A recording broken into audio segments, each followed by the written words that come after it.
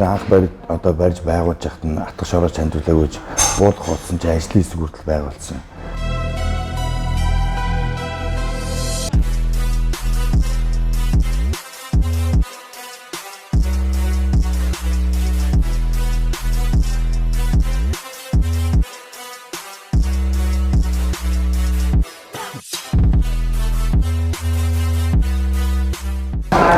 Сайн бацсан наа элчийн чимжээр гэдэг жирийн Монгол хөдөөний тамирчин.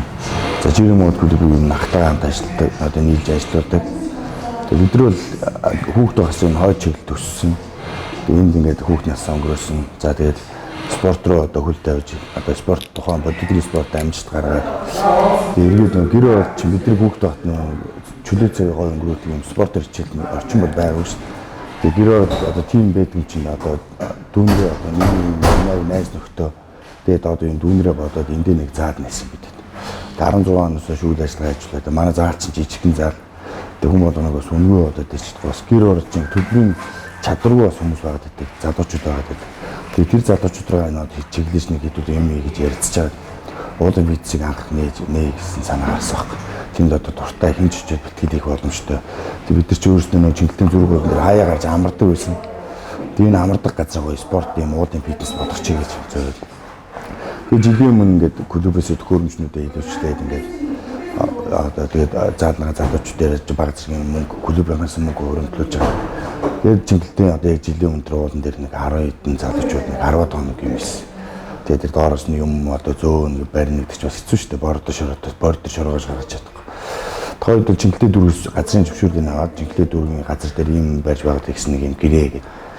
Тэгээ байгаас тэгээд нэг жилийн хугацаанд бол тэнд бол маш олон залуучууд ирж битгий суугаад тэгээд өчнөө бол гоё тэмцээн сургалтанд явагдсан. Ер нь фитнесийн зорилттой нэг 10 төхөөрөмж байгаа. Тэгэл цээж, хөл, нуруу, гар гэл. Яг өөрсдөө нэмж хийх нэгээл зарим нь яг стандартын төхөөрөмж нь. Тэгээд ганц нэг төхөөрөмж нь жоохон ингээд өвдөрсөн гэдэг. Тэрийг өдөртөө засчих болно.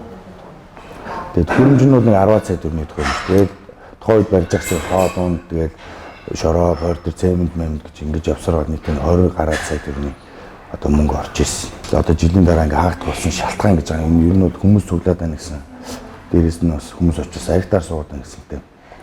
За тэгээд одоо тэнд бол нэг хүмүүс цуглаад бол өдөртөө 100 гаруй залуучууд 90 орчим битгий сургалт хийж байгаа.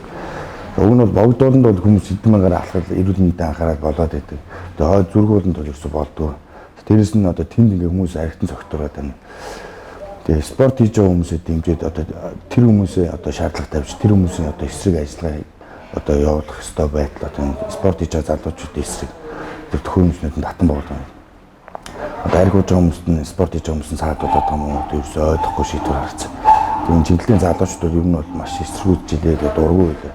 Одоо яах юм бэ өөр тэрнээс өөр очих гоё газар байхгүй юм чинь. Тэгээд одоо ганц очиж байгаа тэнд очиход бол одоо ингээд өдөртөө дандаа гоё залуучууд бэлтгэл сургалт хийждэг. Өөр хүүхдүүд инээд гэр ороод хизээч хардгүй гоё дүрсүүд тэнд харагддаг байхгүй. За одоо тэрийг татан буулгачаад идэхэд бол жон сэтгэл дундуур байна.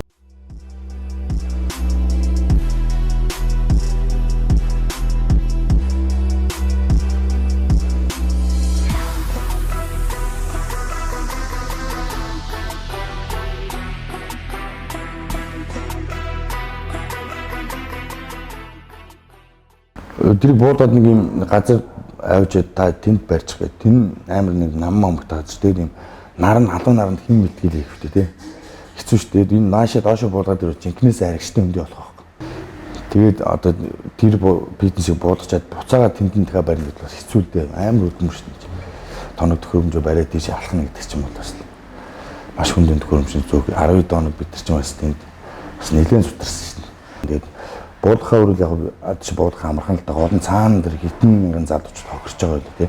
Гэр өнөөдөр фитнес хотын төвөн шиг гоё тийм чөлөө цаг өнгөрүүлэх заал одоо кофе шоп номын сан гэл тиймүүд байхгүй шүү дээ. Ганц байгаа газар ингэ татан буулгах чинь гэдэг бол уг нь бол ингэ сэтгэлтэй одоо удирдлага дарга нар үйл дэрийг улам гоё дэмжиж камер тавиад манаж тавиад ингэ тэр тоног төхөөрөмжийн нэмж бүр ингэ дэлгэрүүлээд ингэ бүр ингэ спортыг залуусын цугладаг юм зүрхэн ус уул болох хин төлөө ажиллах хэрэгтэй баймир ингээд залуучдад гвардирт оддог нэг юм хөтөлбөрийн шийдвэр гарчаад тэнд жоо сэтгэл дундуур Уг нь бол уудын бичиж газруудыг хэдэн 10-аар нь барьж өгмөр нь тэгжиж энэ гэр оролтын аригталт одоо гэмт хэрэгтэй алсаас одоо тэмцэж эхлэх шүү. Тэгээд залуучууд спортоор хичээлжүүд ариг тамхинаас хол тусна. Тэгээд спорт чинь дэсвэр хатууч хэлгээл залуучуудад маш их зүйл өгөөг шүү. Тэгээд чимэглэлийн зүрх өдрүүд хүүхдээ хасалт хүмүүс юм аригдах л гарт байсан. Харин энэ уудын бичиг нээсэнс хойш тэнд хүмүүс амрах гэж зугаалгаж хүн бэлтгэл хийх гэж очсон. Тэгээд энэ нөгөө сайн талаас нь харахгүй ингээд шууд ингээд муу талаас нь хараад ингээд татан болгоно гэл. Цаад юм бодохгүй те залуучдаа бодохгүй л байна. Тэгэхээр шийдвэрүүд ирж харах байхаа гэж бодож байна. Тэгээд ерөнхийдөө чинь ерөнхий сайдны спортыг дэмжиж байгаа өрөөлөд байдаг. Доор нэг хүмүүс нь ингээд спортын хичээлэх боломж төгсдгийг хаагаад байдаг. Тэгээд ялангуяа гэр оролт өнөөдөр залуучууд ямар хохирч байгаа гэдэг. Хотын төвд бол байрнаасаа буугаад фитнес зам гараад номын кофе шоп дөрөв ном шин. Гэр оролт тийм газар байхгүй ш. Тийм газар баг нээгдэгч байх. Тэгээд ашиг орлогоуд бол ийшээ уус хинч ямар ч үйл ажиллагаа нээхгүй байхгүй. Ийшээ харин ч улсаас иймэрхүү зүйл хийж байгаа залуучуудаа дэмжиж хөгжүүл явах байтал олон дараад ингээд үгүйсэд энэ гэр оролтын залуучдыг битээ хөгжөө гэдэг байгаа юм шиг. Тэгэл өөрсдөө ингээд хийсэн юм битээ татан болгож хэлж хэлээд тэгээд бид нар энэ уулын бицийг барьж явахдаа хүртэл одоо энэс гадна ингээд номын сан тоолчмоор дүүц тасрах гэдэг нэг л ярьж лээсэн тэгэл. Залуучуудаа жоохон бодож тэдэн төлөө амьдрал